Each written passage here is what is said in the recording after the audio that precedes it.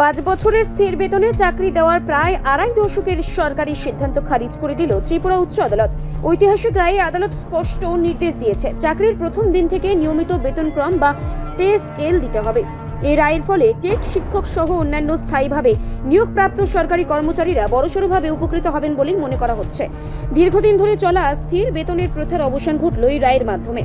মামলার রায় প্রসঙ্গে আইনজীবী পুরুষোত্তম রায় বর্মন জানান, এই নির্দেশ কার্যকর হলে রাজ্যের হাজার হাজার সরকারি কর্মচারী আর্থিক স্বস্তি পাবেন এবং ন্যায্য অধিকার ফিরে পাবেন। উচ্চ আদালতের এই রায়কে ঘিরে সরকারি মহল ও চাকরি প্রার্থীদের মধ্যে ব্যাপক প্রতিক্রিয়া সৃষ্টি হয়েছে। আদালতের মাননীয় ডিভিশন বেঞ্চ দুটো রিট আপিল মামলা নিষ্পত্তি করেছেন।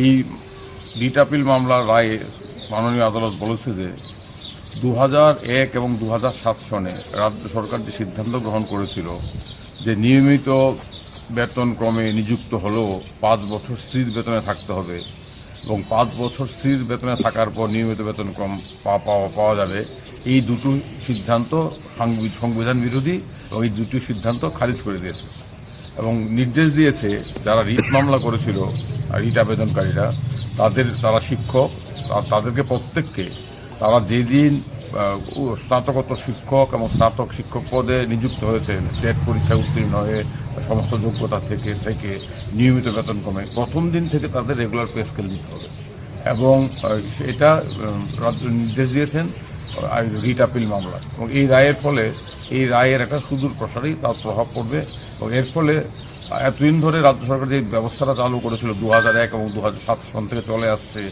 যে বিভিন্ন প্রতিযোগিতামূলক পরীক্ষায় দিয়ে শিক্ষকরা অন্যান্যরা যারা স্থায়ী পদে নিয়মিত বেতন ক্রমে চাকরি পেতেন তাদের কাছ থেকে একটা মুচলেখা আদায় করে নেওয়া হতো যে তারা 5 বছর স্থির বেতনে কাজ করতে বাধ্য থাকবেন এবং 5 বছর পর তারা নিয়মিত বেতন ক্রম পাবে।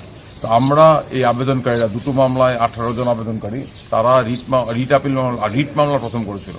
তৎকালীন প্রধান বিচারপতি জাস্টিস অরিন্দম লোধ রিট মামলা দুটো খারিজ করে দিয়েছিলেন। সেখানে রাজ্য সরকারের বক্তব্য ছিল যেহেতু আবেদনকারীরা চাকরি পাওয়ার পর চাকরি নিয়োগপত্র পাওয়ার সময় তিনি মুচলেখা দিয়েছিলেন, যে মুচলেখা তারা বলেছিলেন যে তারা স্থির বেতন ক্রম 5 বছরের জন্য মেনে নিচ্ছেন, সেই কারণে তারা পরবর্তী সময় মুচলেখার বিরুদ্ধে যেতে পারেন না, এই রায় দিয়েছিলেন। আমরা এই রায়কে চ্যালেঞ্জ করে রিট আপিল মামলা করেছিলাম।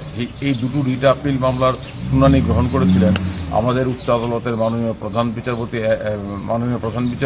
এবং আরেকজন বিচারপতি মাননীয় বিচারপতি পালিত এবং মাননীয় বিচারপতি MS রামচন্দ্র রাম।